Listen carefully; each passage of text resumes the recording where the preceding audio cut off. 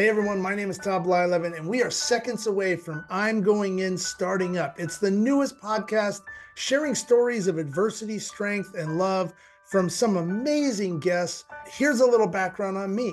I was a professional baseball player. I was a Major League Baseball scout. I'm a dad. I'm a sports technology owner, and I was in a mass shooting in Las Vegas, Nevada on October 1st, 2017, where I chose to go back in after getting my family out to help others that were in need get out to safety. And it's been extremely challenging. So the trauma that was once behind me in my head and the headaches and everything else, through peer support, people sharing their relatable stories, being brave and courageous to help me stand back up for myself and be mentally strong, the therapy and the journey that I took to get to where I am today, to be able to share these stories on top of being able to help anybody that's been knocked down with trauma. You do not have to have PTSD to be a fan of this show. It's trauma. We've all dealt with things. So I'm really excited to be able to share these stories of these brave people that have said, I'm going in. I'm going into therapy. I'm going in to help someone. I'm going into church. I'm going in to better myself every day. That's what we're going to talk about. I'm really excited. So here we go. Are you ready? 3, 2, 1. Bernie, thank you so much for joining to the show. I'm going in. I'm super excited. You're my first guest. I'm So honored. yeah, thanks, brother. We got a chance to meet up in Connecticut, and I was so blessed to have been able to give a keynote speech in front of so many honored guests, and you were to my left. And Deputy Fire Chief Bernie Meehan is our first guest on I'm Going In. I'm really excited. And I thought maybe I'd just give a brief overview of who you are a little bit. I know you've been an EMT since you were 16 years old. You're a volunteer firefighter since 16, which is incredible. You became a paramedic at age 21, one of the earliest in the state of Connecticut. And now you're a deputy fire chief and also a volunteer within your hometown. But why fire? Like, why'd you jump into becoming a firefighter? Where did that come from? And then talk about like where your career kind of took you up to today. Well, that's a great question, Todd. I just want to say you were fantastic in New Canaan, Connecticut, larger than life, and you really moved the whole crowd there, which was all mental health people and first responders. So thank you for that. I am so honored I've met you there. Thank you. So that's a great question. It caught me off guard. I wasn't thinking you're going to ask that, but it's an interesting question. My grandmother's brother was killed in a fire in New York City as a firefighter when he was younger. And when I was a little boy, I would hear the stories about how your great uncle had an inspector's funeral and he was a hook and ladder man and all that sort of thing. He died on a roof of a burning building. So then it stuck with me from a very young age. And then we had a weekend house in Connecticut and in Newtown, where Sandy Hook is. And one night I was very small. We were going to Connecticut. There was a tenement on fire. My father stopped and ran in and got people out. He wasn't a fireman, the Marine. And that stuck with me too. And then when I was about 14, I was able to take like a junior EMT thing through the Explorer post. And then I joined the volunteer fire department in Newtown. And once, as they say, once you start doing it, the needle's stuck in your arm and you're addicted, So that's where it was. And that's, it's crazy. It seemed like I could remember walking in that firehouse in Newtown, when I was 15 and a half or whatever it was. And it seemed like it was yesterday. And now it's, here we are 40 some odd years later. So I think most people would tell you the same story. Wow. I mean, that's amazing. Number one, that you come from such a line of heroes, and I like to call them heroes because they go over and above the call of duty and react in that moment where your dad's, a Marine and embedded in you and trained to go towards the danger. However, there's always a choice that you have, right? Typically, yeah. Sometimes there's a choice. I mean, my dad was actually wounded in Korea, so I don't know if there's a Wow. choice there. You're just told what to do. Yeah. But I think as you move on, especially in a career, emergency services, fire, police, EMS, the choices are diminished. In my little hometown, it's very small. We're volunteers. The thing goes off. I don't necessarily have to go, but if I'm at work, and the thing goes off, as your show says, we're going in. There is no question. It's your duty, it's your job, it's your calling, your vocation. So I interesting topic. You when I met you, one of the first things you had told me that your favorite saying is chaos is my comfort zone. Um, it seems like with just the lineage that you come from, it seems like that has kind of bled through you in your family members, just being attracted to that, but being probably in the right spot at the right time, Or the wrong spot at the right time. the Um, wrong spot. yeah. Yeah. So yeah, no, the chaos thing. I've always been called Captain Chaos and all these other things as life went on, um, as my career went on. But after the Sandy Hook thing, which I know we'll get into, I I was on a little bit of a journey that we'll get into the resilience part, and I got hooked up with a minister who had done some time in Rwanda and during the genocide and all that. And he was very profound, brilliant gentleman. And we got talking, and it was as early on in my journey after Sandy Hook. And he said, "Bernie, your comfort zone is chaos. That's your issue." And he was right. It was profound. It was an epiphany. And now I kind of like that, And like I said it to you. It's where my comfort zone is. And we fix chaos. It's not as though we want to maintain chaos, but when you've been doing it as long as I have, and uh, the depth that I've done it, and now my job in the fire service incident command is bringing calm from chaos. So I'm very good at the chaos, and plus I'm very ADD, ADHD, whatever you want to call it, so I can multitask a bunch of things at once. So as an incident commander, that is actually a blessing, if you will, so that I can listen to 4 radios on my shoulders and watch 25 guys and split things up into groups of 5. Um, but yeah, it's an interesting thought if you think about it. Most of these first responders revel in the chaos. They just haven't figured that out yet. Wow. Yeah, exactly. Now you have obviously um, been in two notable uh tragedies. One being where it was you spent 4 nights at the Bridgeport El Ambiance Plaza, where that collapsed in 1987, which killed 28 construction workers. Can you talk about that event, what took place there, and one of the main purposes of this show is to really highlight the feeling of going in when you're defying the odds, you're facing the fear, even though you're in this line of duty, it's who you are, it's who you were trained to be. What did you feel in that moment when you're, now going in to this horrific ordeal? Again, a great question, great way you put things. I love your perspective of things. I was much younger than I am now, and there weren't a lot of paramedics back then, and so it was on one of the, we've had some watershed events across the country, across New England, Connecticut. That was one uh, for a building collapse, a construction accident.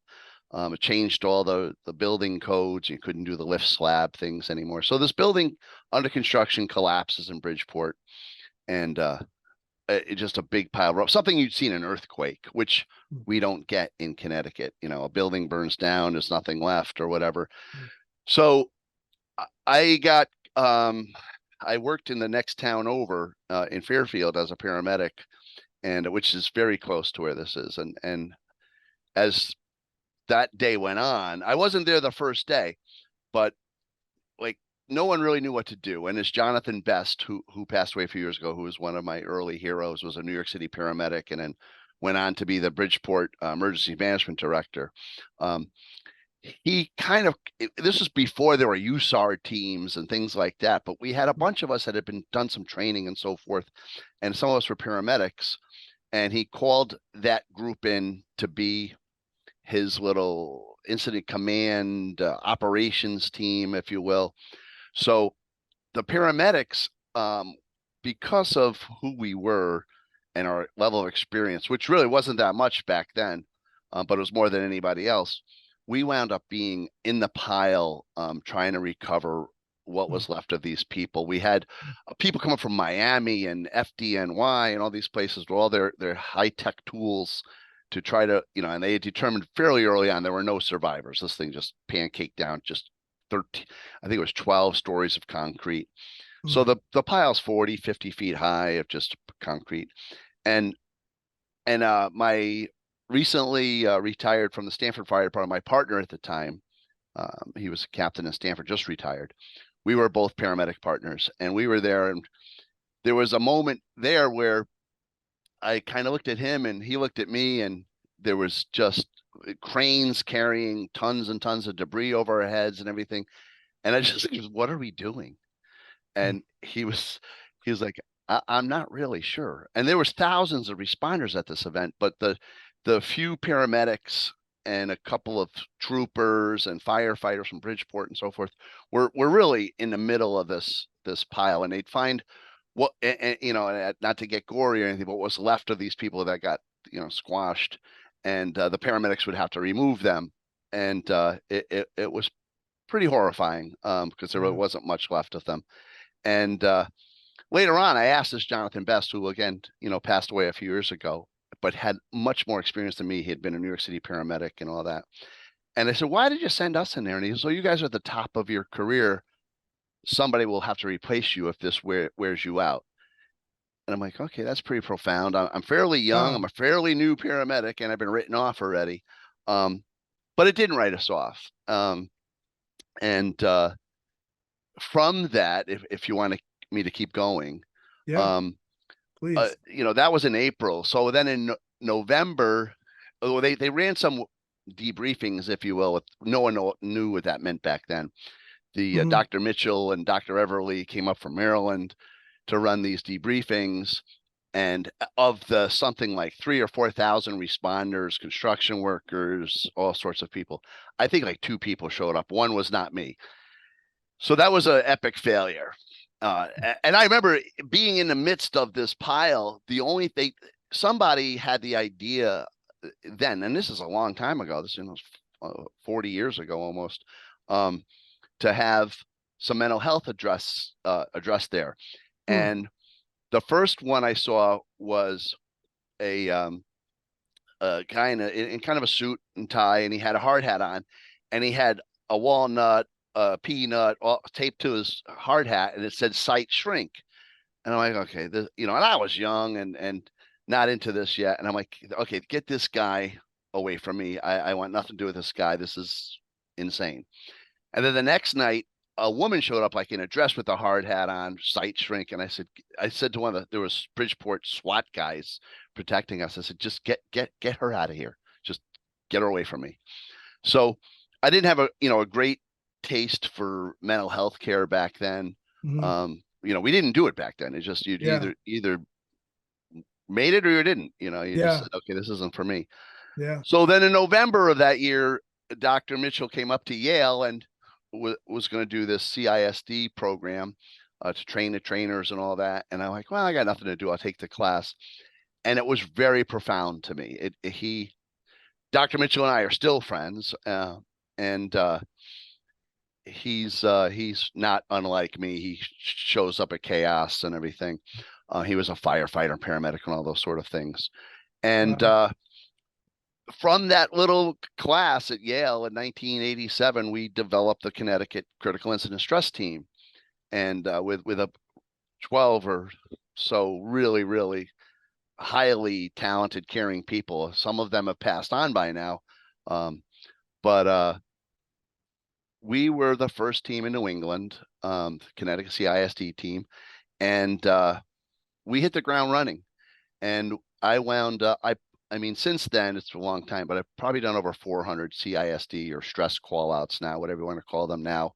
But I went everywhere from Burlington, Vermont to Virginia to all over the place for classes, for call outs. We would get calls for, there's a Orange County, New York, somebody died out there, and can the Connecticut team go out there? And I'm like, it's 3 hours from my house, but there's no one else to go. Okay, so a few of us would drive out. I can remember when the Gulf War started. Mhm. I remember being way upstate New York somewhere, doing a debriefing for a firefighter that had died, and it was funny how I remember things. I remember, we bombed Baghdad, and I'm like, okay, here I am in God's country, upstate in the Adirondack somewhere. Thank God somebody else was with me to drive us both home. But Wow. and since then it's all grown. And What? there's multiple teams everywhere you go now. Well, so there you are. I mean, you go through this horrific tragedy with the construction workers, and then people are the first signs of kind of mental health being maybe even introduced into the first responder community at some point, right around Right. that time, and to have that kind of suppress, like, no, I don't need to talk to anybody, get away, because that's the mentality that we all grew up with. Mhm. But what made you so excited though to join was it's Dr. Jeff, basically, um Dr. Jeff Mitchell. What got you, like, what turned it around where you were like excited now to go into this and become part of this, and create this critical incident stress like debriefing piece? Fair question. D- Dr. Mitchell, Jeff, definitely had a big part of it because like you, we instantly connected, Mhm. and Yeah. you don't always, I meet a ton of people in my life, so do you, and some people stick out. Yeah. Um, so that was a big thing. And then I went, I was all in. So I went to all these different training programs, and we wound up at one. We were in Baltimore, and he had all these people from all these disasters come in and speak about their experiences. And this was firsthand. I was a New York City cop. I was shot in the chest. They cut my chest open at Bellevue, and this is the guy telling a story, and all things like that. And it it was kind of, I don't even know what the word I would use, but there was about a dozen of us from Connecticut down there, and what happened was it kind of, we detoxed ourselves in real time, talking about the things we'd been through, not just the Mhm. building collapse in Bridgeport, but I'd been Yeah. to fires where firefighters had been killed, and countless accidents and shootings and suicides, and at that point, which is again a long time ago. So I said, this whole process is a big grief factory, but we detoxed ourselves, and we realized that, um, wow, everybody goes through this. And then, being how I am, I'm pretty open, gregarious. I don't know what the word Yeah. really is, but Yeah. when we would start to do these debriefings, and it was all brand new, and we'd be in these firehouse. Well, the first couple debriefings we did in Connecticut were really clandestine. Somebody would call and say, "Hey, I think we need to do something. We had a real bad call, and somebody got killed, or one of our people killed themselves." So I remember one of the first ones I did was in a shooting range in a police station. Another one's in a town hall, like after midnight. Another one's in a fire station basement in the middle of the night.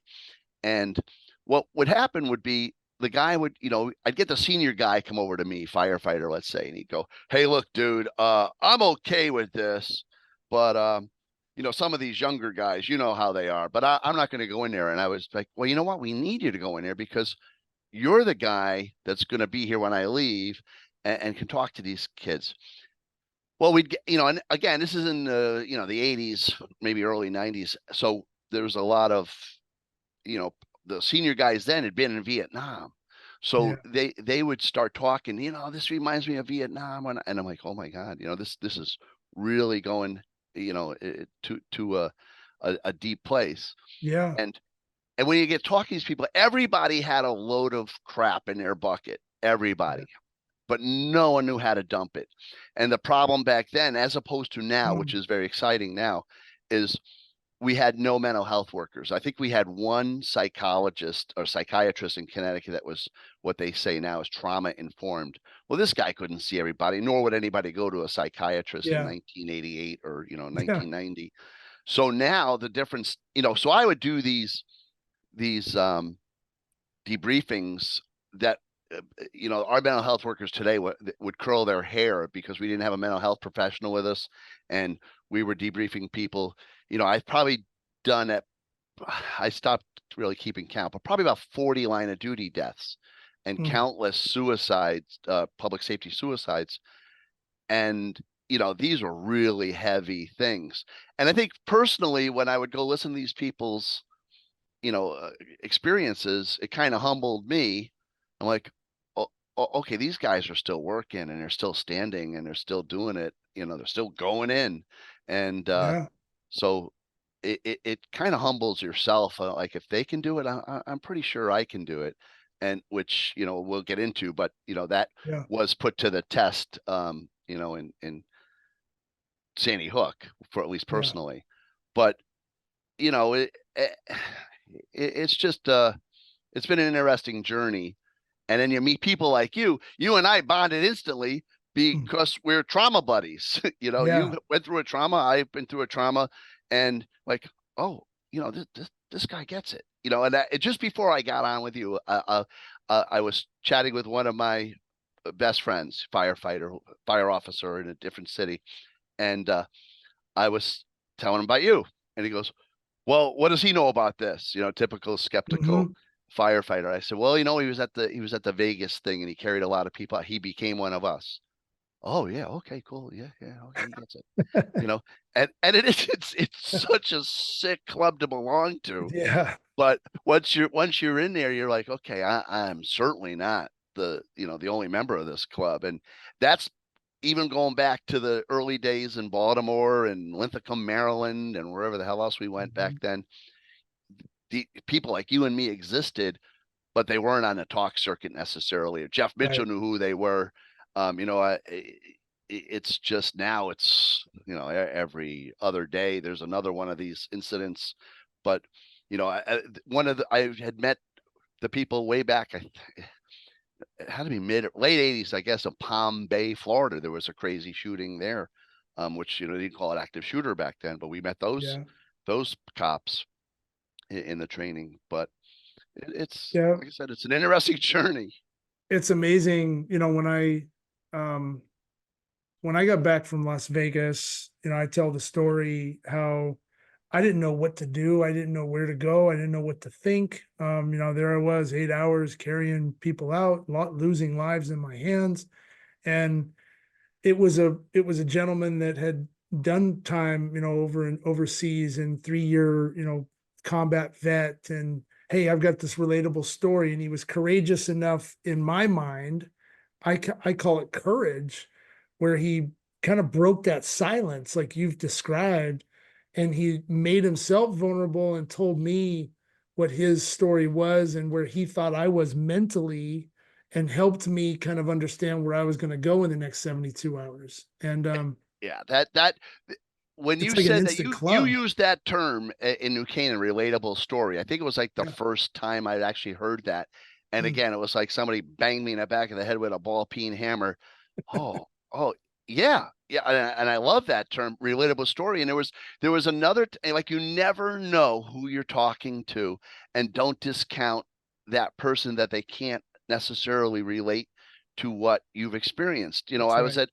at a couple of years ago. We were at a training with the Homeland Security people out on Plum Island out here in the Long Island Sound, and me and one of the other firefighters went. It was pretty heavy. We went out. There's like a reflection garden out there, and this place is Mm. super top secret. You're not allowed to take pictures, do anything.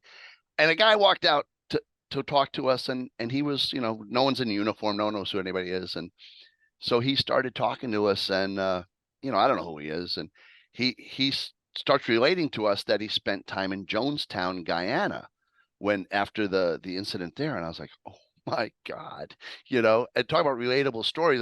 Okay, what I went through is not comparable. You saw 900 dead people, Yeah. but it's relatable. That Yeah. guy is there for a similar reason that brought you there, or brought me and you together. Other Yeah. Without tragedy and trauma, you and I wouldn't be friends, which Well, in and of you never itself is know. tragic. Yeah. I'm no That, longer a baseball fan. I would have, I knew who your dad was, yeah. but but it's the relatable story, Yeah. title that you bring up is just profound to me. It's just profound. Thank you. Yeah, it is though. It that's what I noticed too is, I come from a line of military in my background with my family, and all my best friends are first responders or homeland security, like everybody. And when all of a sudden I started opening up and they were sharing their stories, I started learning more about them in that 3 minutes of time where they're saying, hey, I know where you're going. This is what happened with me. And it was like, even though we were friends before, it was like this bond. Yeah. And Yeah. there's nothing ever I could ever say that would ever embarrass myself or anything else to these people, to yourself.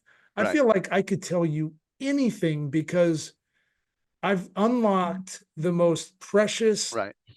hidden area of my entire existence. And we share that same thought and feeling, regardless of whatever experience it had. Yeah. And it, So, that it's very true. When you do, like I said, I've done hundreds of these debriefings, defusings, whatever you want to call them. And at some of the real heavy ones, people, the toughest people you've ever met, break yeah, down and cry for a moment or a second or whatever. And yeah, I was at one not long ago where a really experienced, very respected fire officer and it wasn't even a death one. It was just a very hazardous thing. Cried for a second, and everybody in the room was like, "It's okay," and then other people start to cry, you know, and then you're like, "Okay, let's get this back together. Let's put it, get it yeah, back in perspective," and you're like, "Okay, it's okay." I wasn't born with a Halligan bar in my hand. I mhm, was born the same as you, wet and naked, and you yeah, became a baseball player, and I became a fireman. yeah, Um, you know, and that's the path you take. But then you wind up with these relatable experiences, and it's okay. We'll probably get into it a yeah, little bit, but when yeah. you just said I didn't know what to do, what to say, blah blah blah after your incident, um, that really happened to me as well after Sandy Hook. The Yeah. cup, as I was trying to get out of the firehouse that night, and then the next Well, couple of days, I was let's talk about it. lost. Okay, Let's let's talk talk about about it. it. Yeah. Let's try. I want to introduce it first because obviously, 2012, we had that tragedy at the Sandy Hook school, and you were one of a team of three paramedics who arrived on scene early. Um, I want you to, as comfortable as you can be, Okay, talk about things okay, and go into that because you were getting ready to really touch. I want to hear the aftermath. okay. Uh, Yeah. So So again, this is another watershed moment for the state of Connecticut. yeah, There had been shootings elsewhere, Columbine, and I had even talked to some of those people, yeah, from Colorado at some training sessions and so forth. So I had a pretty good idea, what occurred at those things, but again, not relatable. I hadn't experienced it. yeah, Um, so it was a nice day that morning, and Sandy Hook. I don't live in Newtown anymore. I live two towns north through the woods from Sandy Hook, but it's very close. It's a 10-minute ride, and I heard I listened. I monitor state police on their radio system, and there was a lot of carrying on, a lot of screaming. I knew there was something going on, but I wasn't sure what. But it was really chaotic, and they were screaming for EMS and everything, which was odd because the state police here are very, very good. They're usually very calm and collected, and they, get the job done. So I called the medic supervisor from where I work, and I said, "You listen to this?" He was like, "I don't know what you're talking about." I said, "There's something bad going on. Sounds like a shooting in Sandy Hook, but I don't." He goes, "We haven't heard anything." I said, "Well, you need to head that way because they're screaming for help, and I don't think anyone understands what's going on. The dispatchers, I don't think, are really getting the picture. And the town is fairly small. There's like 2 ambulances, volunteer ambulances staffed, and they wheeled in, grabbed a victim each from down the street. The school is kind of odd. It's behind the Sandy Hook firehouse, so it's a long drive. Most schools right in the main drag. This is kind of up in the back lot. And again, I grew up there. I was a member of the fire department in Newtown, and everybody in Sandy Hook Fire Department is a friend of mine. Yeah. So I headed that way. There's always the argument: do you self-deploy? Well, you know what? If you're in your yard and you're watching your neighbor struggle putting up the ladder to hang the Christmas lights, you run over and help them.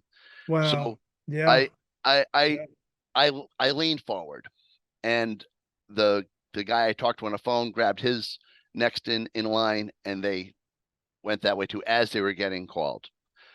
So, but I got there real early, and again, the firehouse is in front of the school, and when a kid he's not a kid anymore, but we grew up as kids.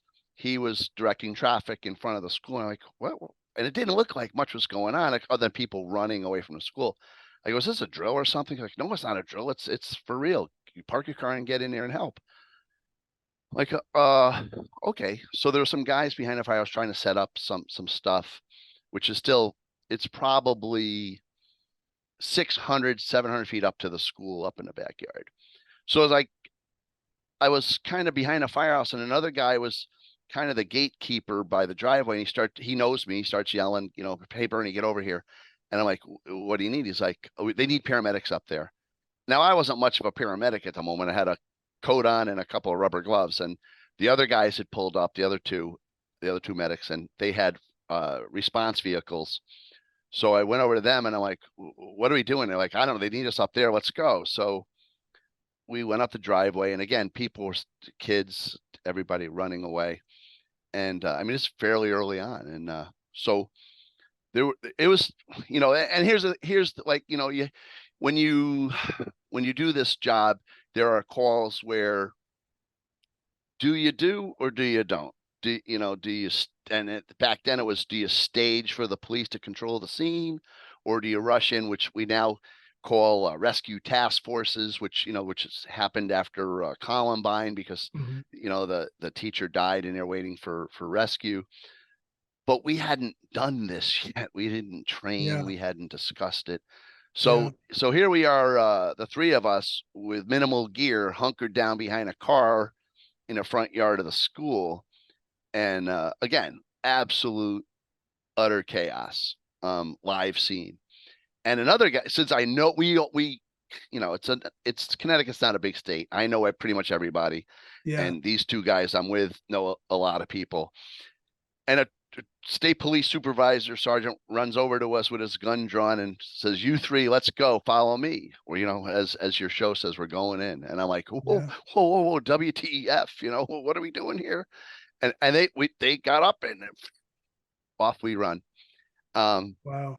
and again, we had no idea what's going on, but you have total faith, in this world, you have total faith in your fellow responders.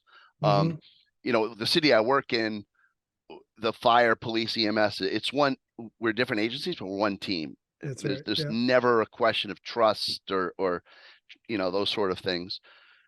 Same with the state troopers where I live. We're covered by state troopers. We work with them on the highway where I work every night, so I know them.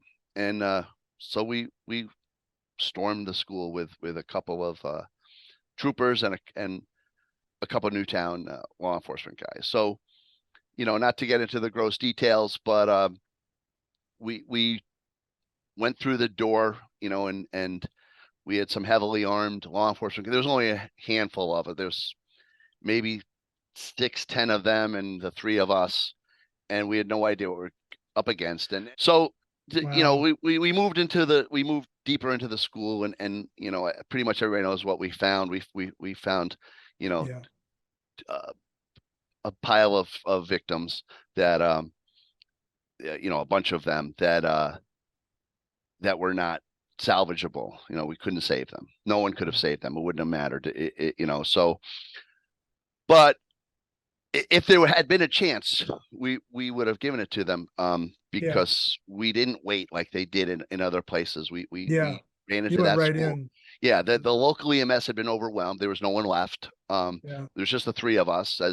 As time went on, more showed up from all over the place, but they stayed down by the firehouse, because there was nothing to do.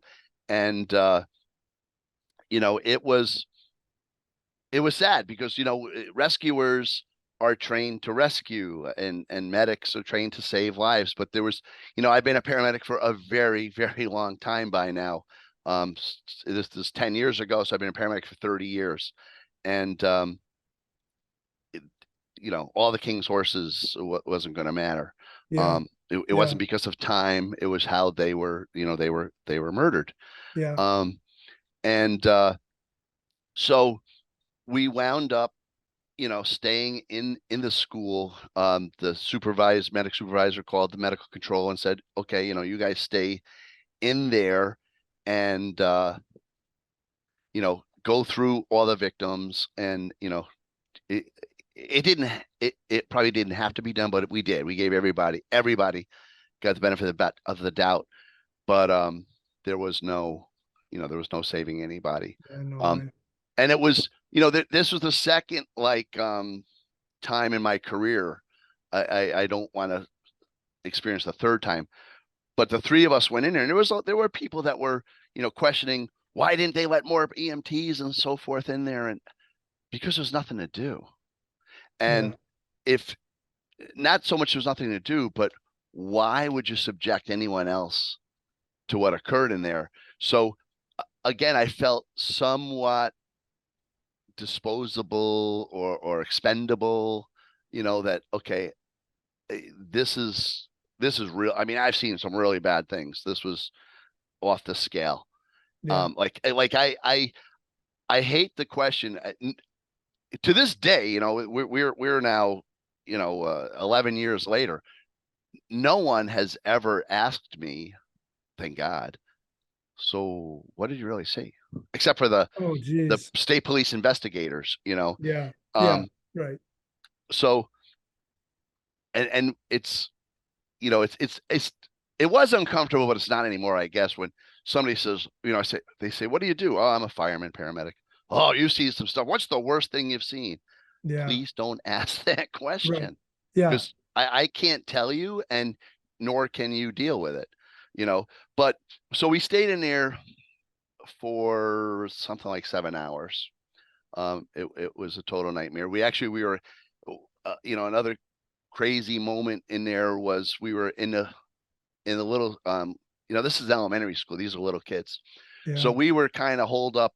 They didn't know what to do with us, because now what are we? Are we witnesses? Are we paramedics? Are we, standing by in case somebody else has a problem in there? The SWAT team came in long after we were in there to search the building, and state police SWAT team. So, we're in there checking on victims, and all of a sudden a SWAT team comes popping through the door, and I'm like, okay, hi guys. Um, That's crazy. and but that's how it is in these I know towns. exactly how it Yeah, is. Yeah. so I got a so story for that. yeah, so we're sitting in this little room in these little chairs, and I don't have kids. The only time I spend in a school is when the fire alarm goes off, or we go and do lunches with them with school days for the fire department. So Yeah. we're sitting in these little chairs, and all of a sudden we hear some yelling. There was only one state police guy with us in the building, and an FBI guy. And I had just gone into the office to make some copies of our little triage tags, and they found a teacher, or a teacher's aide, and a nurse hiding in a closet. And this is after, like, they had searched the building, and the one they surprised, there's two women, they surprised the one trooper with us, and it scared the crap out of all of us, because if these Yeah. two ladies were holed up somewhere, um are there other people hiding? Are there other Yeah. attackers or whatever? So the SWAT team came back in and got yelled at by the state police supervisor, and they turned over every pot and pan in the building from that point forward. But you know, we to this day, if I have a lasting physical reaction, this is the first time anybody's heard this, so Mm. those of my friends can laugh later. If I go to a elementary school for an alarm or whatever, and I find myself in those like kindergarten, first grade rooms with those teeny weeny little chairs that I had to sit in for hours, I instantly get goosebumps and so forth. I got to get out of this. Somebody get me out of this Yeah. room. I can't sit in this room. Yeah. But that's one of my like lasting effects of that experience. Yeah. That. So I know some people, like we talked to other people from other events when we were going down a hall, we were kicking uh shell casings out of the way, because they were Hmm. all over the place. So that's another thing people relate to, Yeah. that this was not the event you were at was a gunman way far away with powerful weapons. This was up close and personal. Yeah. This was a very different event. But Yeah. we finally, so it's now like 5 o'clock in the afternoon. At one point, the FBI was relaying information to the White House next to us of what was going on, and we had to make sure the victim count was spot on, in the school. So the three of us were responsible for that, which was something they don't teach you. Yeah. Um, No. so then they said, okay, we're going to let you go. But we had no idea what was going on outside of that school for so long. We didn't we were kind of in a vacuum. We hadn't used our phones. We hadn't heard we didn't even have radios with us. And, we came out, there was news helicopters, like, Yeah. 5 or 6 of them buzzing overhead. And the firehouse is right down the end of the street again. So, in my experience, training, personality, whatever you want to call it, the firehouse is your sanctum. So one of the guys I work with in Danbury, was a volunteer there. So he was standing there. He says, hey chief, what do you need? I said, get me out of here. Yeah. So now by the time we got out, there's 400 cars blocking in the whole neighborhood, mostly state police cars and stuff. Like there's 250 state troopers on the scene. So we got to the firehouse, and what I didn't know, neither did the guy I was with or the other two, that the governor was in the firehouse and had just let all the parents know that Oh. there's no one coming. Whoever, if you don't have your kid, they're at the school and they're Yeah. not coming back.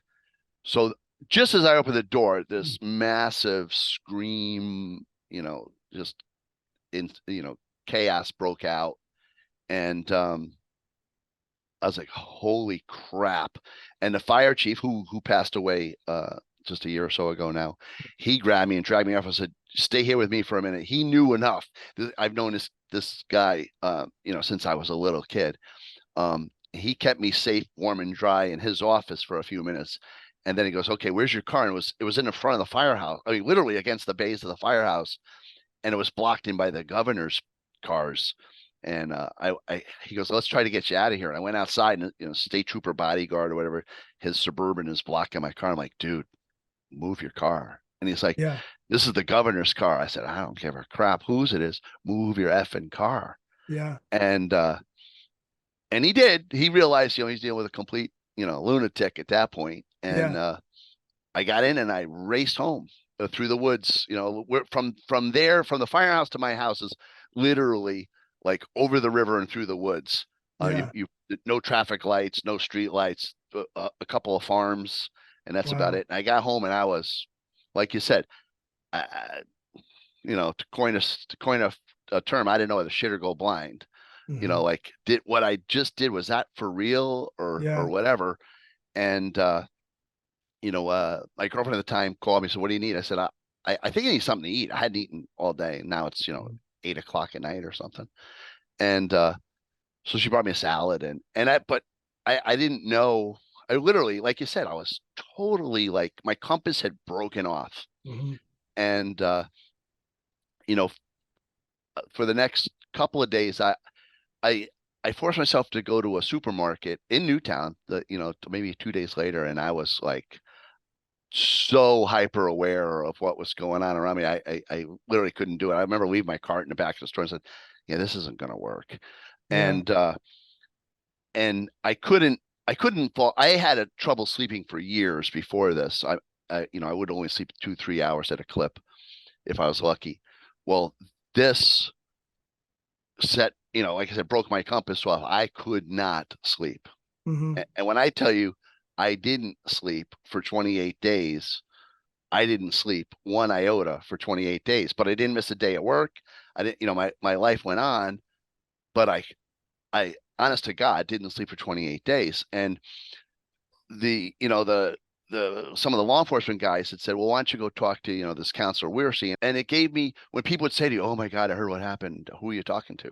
And I would go, oh yeah, I'm going to, she punches my hand every week, but I never told her a thing. I couldn't be the deliverer of vicarious trauma to another Yeah. human being. Cause Yeah. if I really ever told somebody what we really saw, it would really mess you up. Yeah. So I agree. same with you. Yeah. Relatable story, right? Yeah. So So many fronts.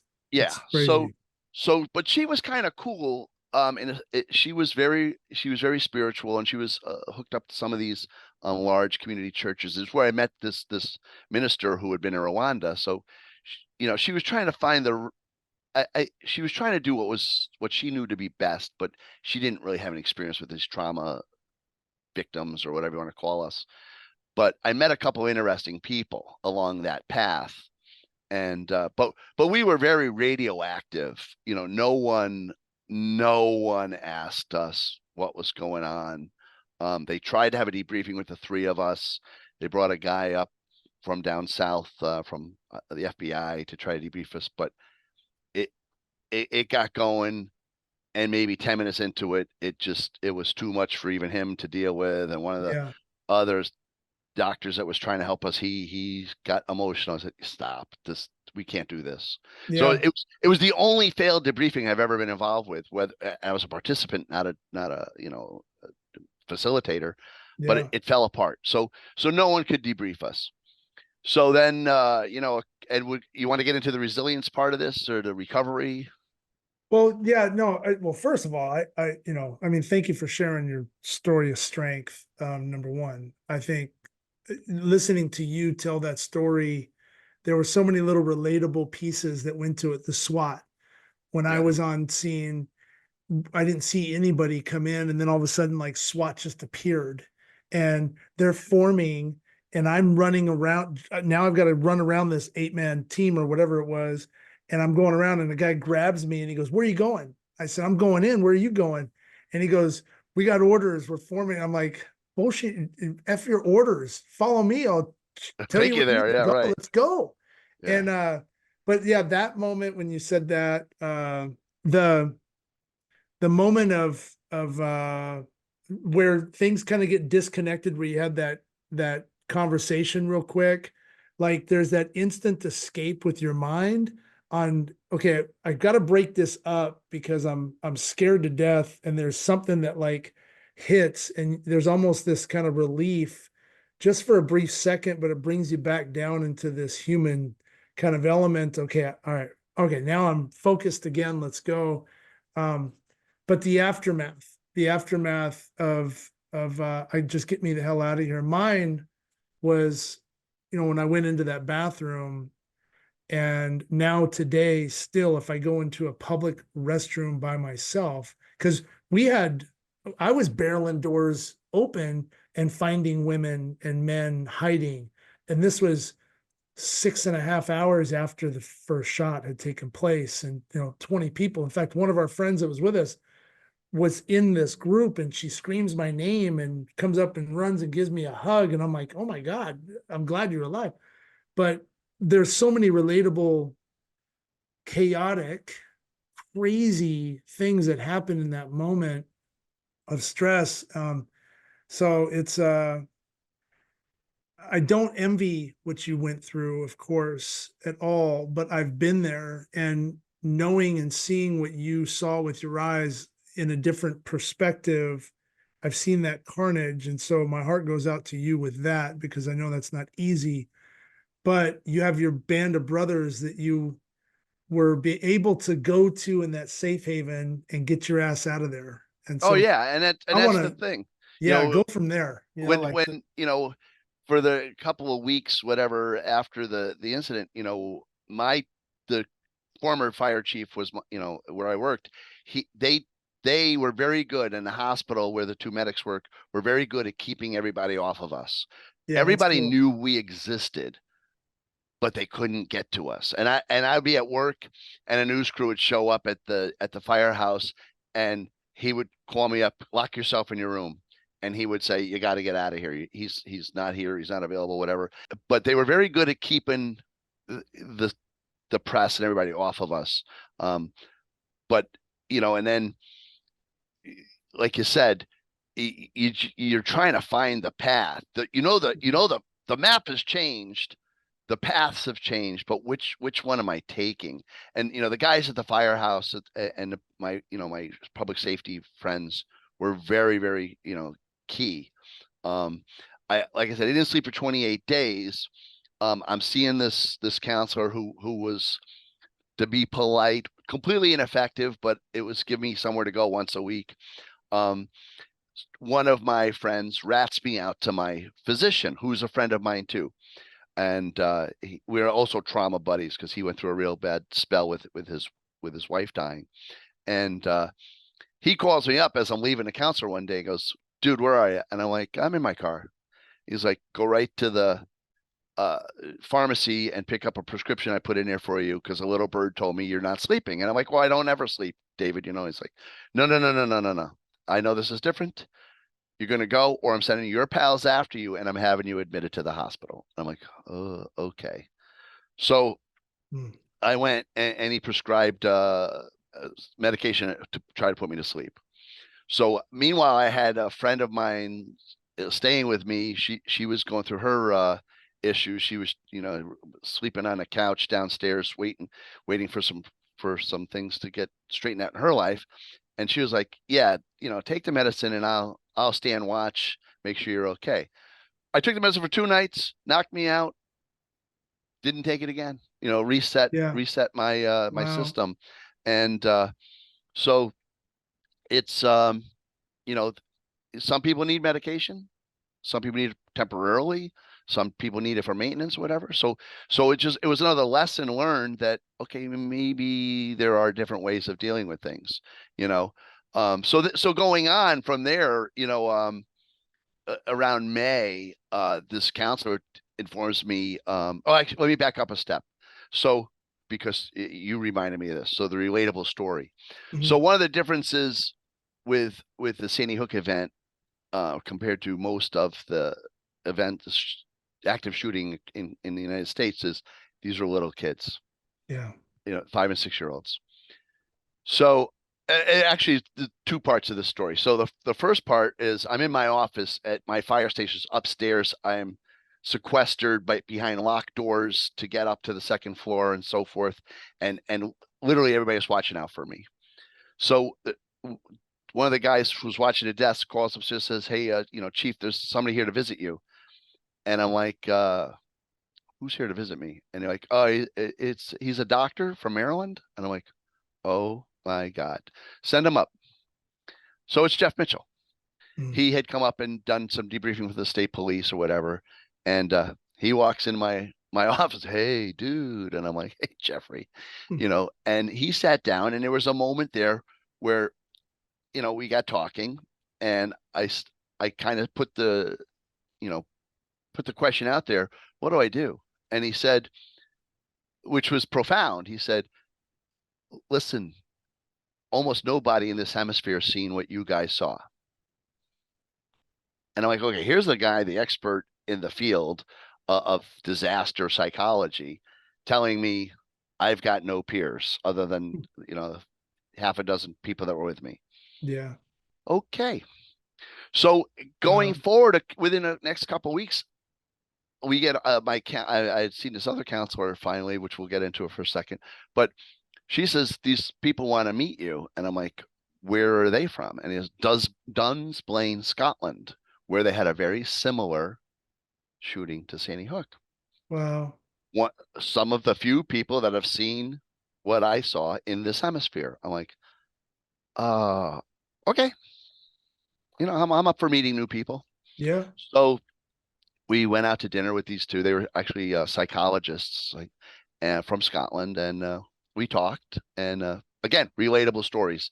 They didn't have Yeah. as many as we had, but little kids, Yeah. tragic. Yeah. So that was profound. So then in the summertime, I spent a lot of my good weather stuff. One of my fun places, a racetrack up the road from me. Hmm. Beautiful place, Lime Rock Park.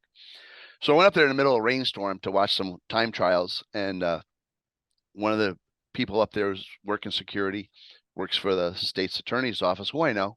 And he's like, "Hey, what's going on?" I'm like, "Hey, how are you? Who are you seeing?"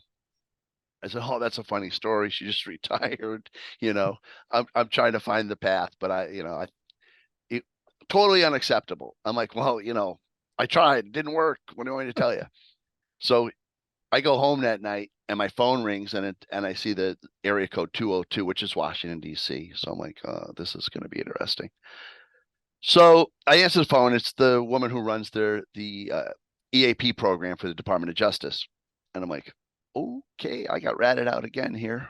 And she's Yeah. like, you're gonna go get some help, and I'm like, yeah, yeah. She goes, this is a negotiation. I'm just telling you this is what you're going to do. I'm like, okay. So she sent me a list of names, and like I do with everybody, I research to Google these people, and they all seem to be like family counselors and this Yeah. sort of. And I'm like, that's not going to work. So I call her back, and I said, this isn't going to work. So she's like, well, what's important for you in a counselor? You got to see a counselor. Tell me what you want to do. I said, well, I probably relate better to a female, and they've got to have an insane sense of humor because I'm insane. So she's tried the first one on the list. We know her. She's great. Her husband's a fireman. So I call up, I leave a message, June or July. She's away on vacation. Listen, my name's Bernie. I'm not going to take any bullshit from you. Blah, blah, blah, blah, blah. Call me. So she calls a couple days later. Ooh, settle down. What the hell is your problem? So I go and meet with her, and I say, look, don't ask me to sign paperwork. Don't ask me permissions. Anything goes. You want to call my friends, call them. You want to, whatever you want to do, just do. Just don't bore me with the BS. Yeah. Well, we hit it off like crazy, and she's fantastic. She was part of the group that developed the people you were talking to, the Fairfield County Trauma Team, Yeah. um, and we hit it off on our journey. It took, I tried the EMDR, it made me car sick, so we used the tappers, and Yeah. you Did know, you like the vibrating paddles, or would you like? I think it probably works for a lot of people. Yeah, it just I didn't work for you. yeah, it didn't. The tappers maybe worked, but the lights, thought I was going to barf in a garbage Yeah, can. I didn't like those. Um, but so what I don't, she's going to watch this, I'm sure. What what she doesn't probably understand this day is she gave me a lot of great advice, but she took me on the journey with her to go make other people trauma informed. So she had me speaking to social worker groups, and they have a monthly meeting for other people that recovery people. And we went and visited a couple of recovery centers. One was a really funny story. We went to one in Pennsylvania to check it out, and we just in my paranoid, and this is a couple years into it, I, we drove all the way out there. I got a speeding ticket on the way from Pennsylvania State Police or New York Thank State you. Police. Yeah, Thank you. she's like, "Tell me who you are." My guy, just write me a ticket. I Yeah. just write me a ticket. So we get all the way out there in eastern Pennsylvania and take the tour of this recovery center. It's beautiful, um, and we get back, and she's like, "Why are you so anxious?" I said, "No, I'm good." So we get back in a parking lot in Danbury where we picked her car up, and she goes, "Why are you so anxious?" And I opened my trunk, and she goes, "What is that?" I said, I packed a suitcase. I thought you were going to leave me there. And she's like, you are such an idiot. You don't think I would tell you that, if you were so messed up, I would leave you at a recovery center. So that was really funny. But, That's um, funny. and her and her group, as you met them, I mean, you saw that there was a room full of people, it was Yeah. 150 people, I think came to that event we were at. Um, but they've done such great work because of these relatable stories. And we've had, they had a fire in Stanford where some kids were killed, and all sorts of other things, from 11, 12 years ago till now. Um, and they've become the backbone to at least Western Connecticut's recovery. And then the law enforcement, after the Sandy Hook thing, I got picked up by the law enforcement people. It kind of was, I was always friends with the cops, but now I was kind of like in their fold. I never wanted to be a Yeah. cop. I don't want to be a cop. But there's a group in Connecticut called Cable, Connecticut Alliance Benefiting Law Enforcement. They do a lot of training, and they adopted me and they invited me in to do their crisis intervention training, which is the de-escalation thing that cops do. Well, I was Right. the first fire guy to do it. That was pretty cool. Yeah, it And then they is said, cool. and then Yeah. they said, why don't you take our peer helper program? Two is a week long. I'm like, okay. And I had taken a law enforcement peer helper program like around 1989 from a guy out somewhere out by you in Texas. Hmm. Um, and so I had an idea what that was about. So I sat with, I don't know, 40 cops or whatever, this peer helping class. And again, hey guys, I'm the fire guy. I'm not a cop. And we had a really good time. We learned a lot of stuff. I wound up teaching that program a couple times for them, parts of it. And since then, I got dragged back into the whole, stress responder thing, or what, I don't even know what you even call it anymore. The CISM, CISD, mental health care, peer support. And, Yeah. and since then, I've done a number of public safety suicides, which is just a gigantic problem. We had another one just last week nearby here, a firefighter. Um, Mhm. so, it, it and there's a complete difference now.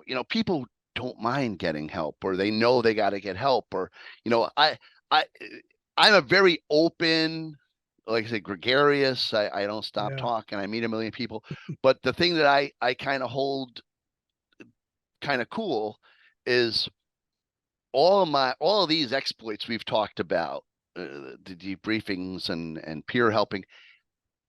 I hide it in plain sight because I'll talk to everybody about everything, but they don't know that. Oh, well, last night I had to drive out to New London County and help somebody, but I don't file a report. I don't post it on Facebook, or those sort of Yeah. things. Yeah. So when some of these people that I know for a long time are going to say he did 400 something. It was probably more like 500, but yeah, and I told my chief, my current chief, like a week ago, because we started a peer support team and all this stuff in my department. I said a week doesn't go by that I'm not asked for some kind of help. Yesterday, I got asked from across the state. I need a name of a counselor for myself. Okay, here you go. Um, Yeah. you know, I get asked all that. Hey, can you talk to me? Sure. My phone rings all night long. Don't care. I Yeah. don't care. You want to call me at 3 in the morning?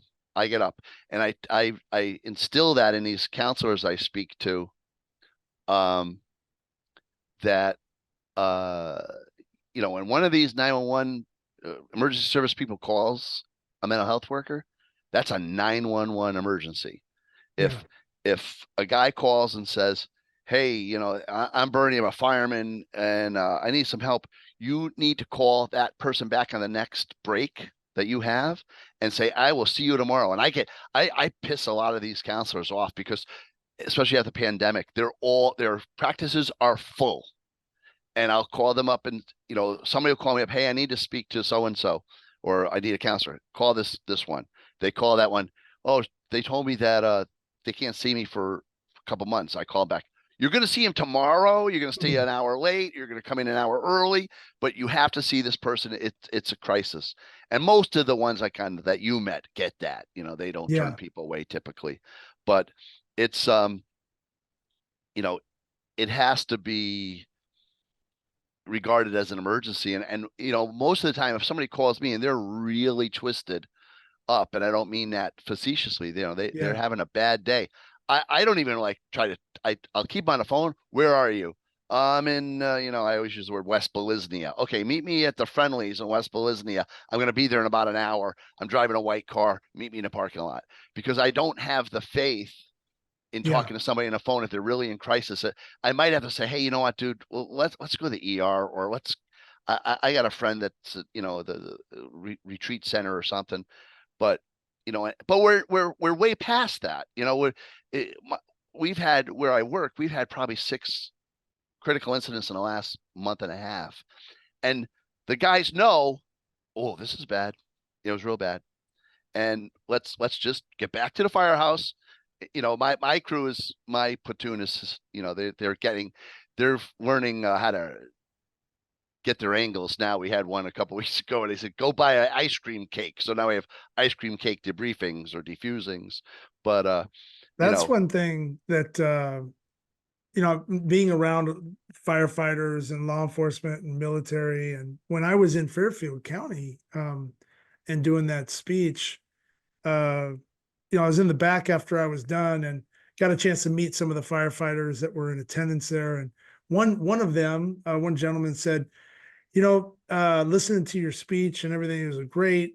He said, one thing that's different between firefighters and law enforcement is when there's a crazy call, a critical incident, something just crazy happens, we all are together and we go back to the yep, firehouse, which is that sanctuary, yep, and we all, whether we're going to eat dinner, or I mean, our routine stays the same, yep, but we all are able to be there together and somehow not make light of the situation, but internally process that as a unit, yeah. opposed to an officer that maybe has to process, not even be able to process, because it's one call to another call to another call. Yeah, Yeah. you are right on target.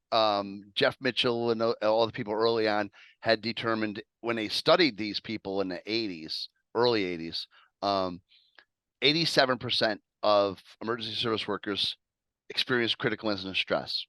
That's what they found in research. Since that time, I will submit to you, the other 13% are simply liars. They're just liars. Yeah. I did you sleep every night of your career? Oh, well, no. Okay, boom. You're in a category. But what they found out was cops do miserable post event, back then at least, because, as you pointed out very accurately, get in your patrol car, get back out there and go do your thing. EMS, also miserable. Teams Yeah. of 2. Look, I know you just had, a baby die for SIDS or whatever, but there's an old lady waiting for dialysis. There's, you Yeah. got to get back out there. Um, we're chipping away at that a little bit. The fire service, completely different animal. And Yeah. and one of my advantages, I'm the boss. Period. End of the story. When I'm at work, so we'll have a bad call. We had one, a couple of years, a year maybe after Sandy Hook. A very young child was murdered, and the crew did their thing, and I had my captain get them back here right now, and take them offline, and lock the friggin' doors, and make sure they're warm, safe, and dry. I'm really good at making people warm, safe, and dry. I can't cure you, Yeah. but I can make it warm, safe, and dry until we can catch up with ourselves. The fire service, you said, well, maybe they don't say things inappropriate. No, we do say a lot of inappropriate things. If the door's closed, Right. and the guy's But it's humor your way to is learn how to right, process it. Yeah. exactly, Yeah. and but there's people in the room. I have a couple of guys on my platoon that are peer trained, and Yeah. I'll have them come in even if they're not involved. Hey, I just want to sit in the back of the room and just get the temperature of the room, and he'll call me up afterwards. They're good. Okay, cool. And everybody knows you can get help. You can call EAP, you can call Fairfield County Trauma, you can call whoever you want. You can talk to a peer. The state has a a law, a PTSD law, that if you are really affected, you get a year off with pay to get treatment. There are so many avenues for help, and you can pick whatever one you want. You want to call me? I can help you out, set you in the Yeah. right direction. I know the path. Follow me. I'll take you down the path to where I know there's some help. But other people do other things. Some people like religion. Some people Yeah. may need a recovery center. Some people, we have peer-to-peer group meetings every week. They have help for substance abuse. So Yeah, I've just seen it's really starting to grow in I hate to say like popularity, but it's becoming more accepted, especially, completely and I accepted. think firefighters within the first responder community are really leading that charge from what I'm seeing in California. Here in Texas, we're Yeah. doing great things with our departments are embracing mental health Yep. in a good way. I Yeah. mean, you guys are all still extremely tough, The like I police, talked but about. even yeah, But but even like the police, again, I'm admitting my secrets here. Like I made sure all of our police where I work, their key fobs open all our firehouses. And we do miss the mark in some of these debriefings because there's a peer team for a law enforcement agency, a peer team for a fire service, peer team for EMS or whatever. But it doesn't really work unless everybody gets together that we're at the that's same right. incident. Yeah. So I'm a big, fan of getting everybody together. And, like guys will walk by my office and see a cop in my office that their fobs open our doors and all the way up to the second floor. And same with, we're probably the only fire department in the world that from captain on up, your fob opens the police station. So, we had a couple real tragedies at our police department in the last couple of years with officer suicides. And I don't even ask. I just go down there, go in and say, okay, where do you need me? We need to go Yeah. pick up a bunch of pizzas, or we can you get the dogs down here, the therapy dogs or whatever. Yeah. But we're all in this together, and it's I think we'll get there eventually. I mean, where I work, we're pretty close. We've got a great peer team with the police. We got peers in the fire department. We're trying to keep them on one team, but it's new, so people don't understand, um, the depth of some of these issues, and you have to have the EMS people there, and the law enforcement people, and the dispatchers, and the fire guys. And we're doing way better. I mean, Yeah.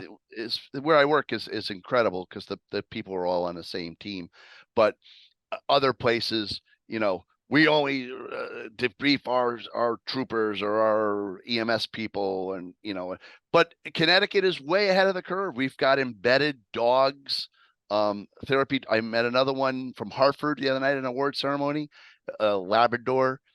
His job is to be a Mm, comfort dog. The state that's awesome. police, the Connecticut State Police, did incredible work in this realm. They have a thing called STOP, State Trooper Offering Peer Support. So they have peer troopers, and they they had confiscated some dogs that had been abused by some trainer, and some became law enforcement, like patrol dogs, and two of them became comfort dogs. We've got a lot of therapists, those people you met from New Canaan, Yeah. that were in New Canaan. Um, you know, Which I'm but on their advisory board now, right. I by mean, the it's way. great. I It's mean, cool. you made an Yeah. incredible impact that night. And I to be perfectly honest, when I got there, I'm like, okay, who's a baseball star? What? Okay, let's. But you blew me away. You blew everybody in the room away. So I'm glad we're on board. I'm glad we talk every week or so. Yeah. And that it Yeah. just means so much. Yeah. The other night sitting on the couch. Oh, Todd's texting me. Cool. Yeah. And even with the time difference and everything. But Yeah. it's interesting, and I like what you're doing. I'll be my first show, first one Yeah. to thank you. Thank you for because you're doing this for us.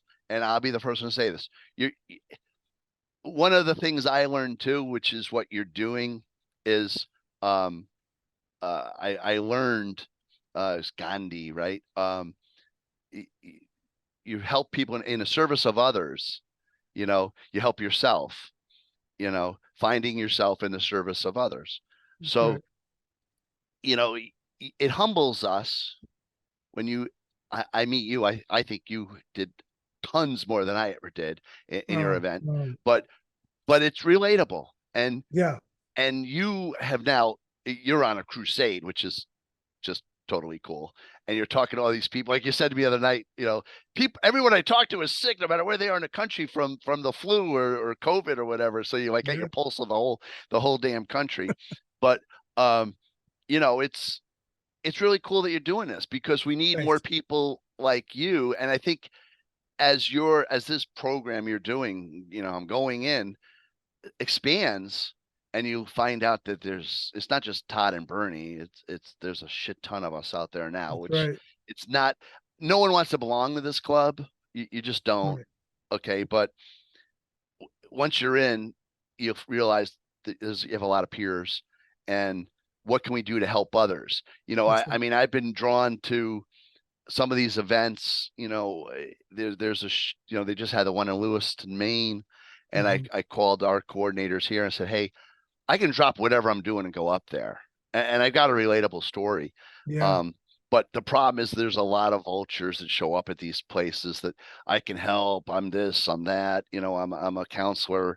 Well, we have some like really good counselors. You met them, Yeah. and they're for real. I would never, like, I talk to them, I vet them out personally. So, Todd comes to me and says, hey, Bernie, who you got for a counselor? I'll send you to this one. She's really cool. I know her. I've got her home phone number or cell phone. She sees baseball players that are traumatized. She's the Yeah. real deal. I wouldn't just say, well, just, pick up the yellow pages and look under, psychologists and pick one. That's You a can't do huge that. thing. That's a huge Yeah. piece. And I know we're going to wrap up here, but that I want to touch on that real quick, because finding a relatable therapist, somebody that can actually listen to you beyond the 8 seconds or 3 seconds of craziness, like in your situation, in my situation, I couldn't speak to someone beyond 8 seconds of telling them because I didn't want to impact their life. But Vicarious now trauma. you're like that buffer, and others like you that are just amazing, where you're like, okay, hold on, no, I know you're going to be able to get past that 8 seconds, because that's going to help you in your therapy right off the bat. Start talking about it, because that's what you need to be able to tell that. And she's going to be able to relate to you because she's heard something similar, and she's going to be able to take that, or he, right? I always say she, because therapists, I think it's 93% of all therapists are women, where they're calling for more men to get into this Right. Right. space because we need it too, But you know? you have to Yeah, know your audience. Like, we have a yeah, fantastic male one that was at our event, Michael yeah, Crouch, I'll throw him a bone yeah. here. They called him to debrief my guys a couple weeks ago, and I didn't think we really needed a debriefing, but they said, "Oh, we got Michael." I said, "Okay, 100% confidence. I don't even need to be involved. Michael will take care of this." And he said, they're good to go. Okay. So, but you also, once you start dealing with these trauma victims, of firefighters and cops and EMS people, like you pointed out, these people, we're on the front line where we're going in. Yeah, Um, you can't bullshit these people. So, yeah, and you have to take the gloves off when you're that counselor and say, hey, my counselor and I have had countless fights, literally fights, because I'll be Bernie and be stubborn and pigheaded, and she'll say you're wrong. And I'm like, I don't think I am. And then, you know what? F this. I'm out of here. I'm leaving. And she'll call later on. You calm down yet? Yeah, you're right. I'm sorry. I was wrong. Oh, really? You have to be able to stand up to these guys or people and say, I think you need to take a different look. And I am not afraid of anything. So when a guy calls me, a girl calls me and says, hey, I need some help, but I don't really, no, and I talk to them, you're really messed up, dude. You need to talk to so and so. Yeah, I don't think get in a car. I'll drive you to their office, sit in a lobby or my car, go through the hardest part is walking through that door. that's right. And, Yeah. and once you go through the door, like, hey, so that idiot sitting in the car in the parking lot? Yeah. Okay. So it, that I tell every single one I send to therapy, the hardest part is walking through the door.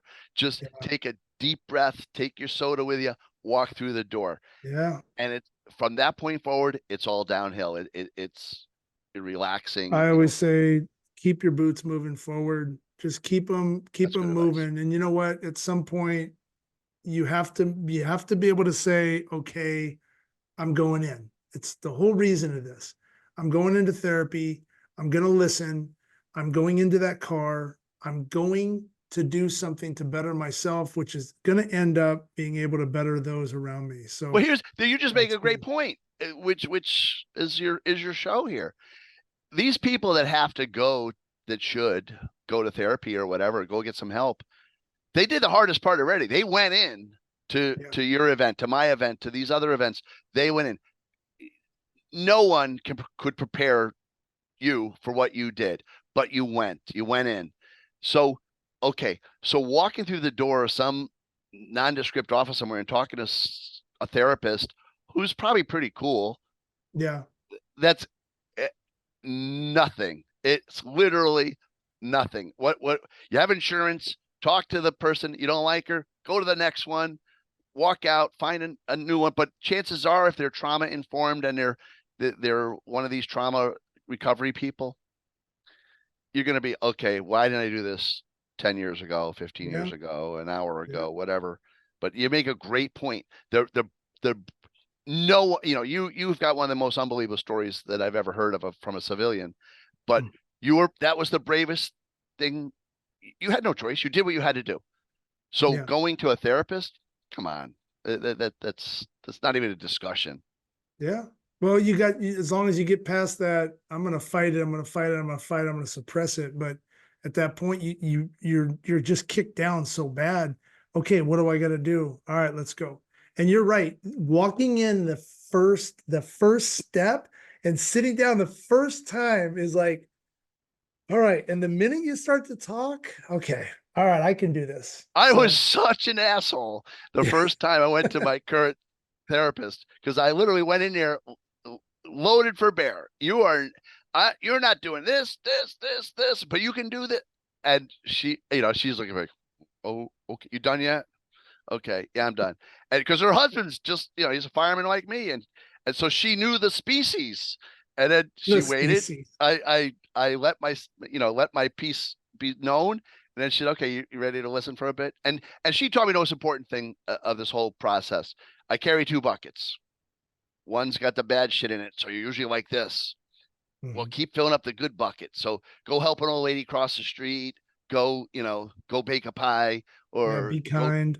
be Yeah, kind, whatever the case may be, and fill that good bucket up so they level off somewhat. yeah.